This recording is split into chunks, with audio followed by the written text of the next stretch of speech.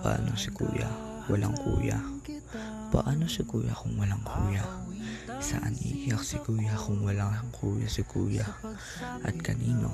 Kanino magsusumbong si kuya kung sa pamilya siya ay walang matakbuhan?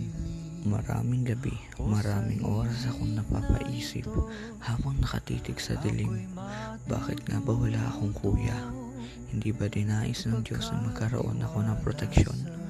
Noong bata ako, akala ko okay lang. Akala ko astig kasi ako ang kuya.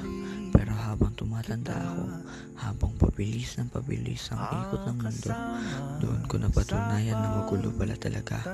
Ang hirap pala. Kapag pa kailangan ko ng makakaintindi sa akin, sa mga kaibigan ko na naman ba ako tatakbo? Nakakahiya rin minsan kasi miski ang sarili kong nararamdaman, hindi ko rin maintindihan.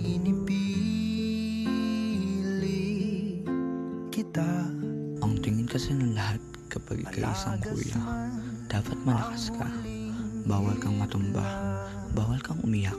Dapat ikaw ang pader na sasalo sa lahat ng unos. Pero papaano kung si kuya naman ay napagod na?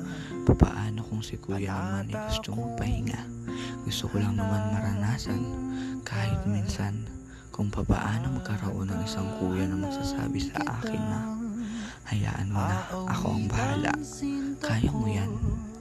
May mga araw na namumulila ako sa pagmamahal na yon.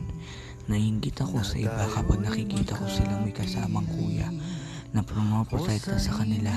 Napapangiti na lang ako habang sumasakit ang dibdib ko.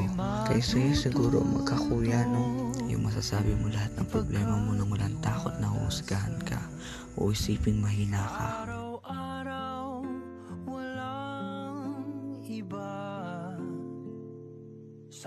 Ngunit sa gitna ng tanong ko sa Diyos at sa mundo, may isang bagay akong natutunan.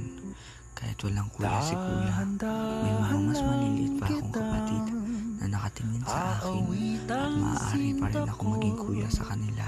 Alam ko na hindi ako tulad ng ibang kuya na perpekto. Hindi ako perpektong kapatid, pero handa akong ipagtanggol sila. Handa akong mahalin sila ng higit pa sa buhay ko. Gawin ko ang lahat para iparanas ko sa kanila ang pagmamahal na nais kong mismo maranasan. Nung mga oras na nag-iisa ako, handa akong umalalay sa kanila kapag alam kong nahihirapan na sila.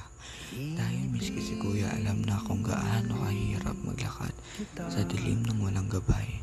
Kaya hindi ko hahayaang maranasan nila yun. Ipaparamdam ko sa kanila ang kalinga, ang proteksyon at ang pagmamahal na ninais kong maranasan mula sa isang matandang kapatid.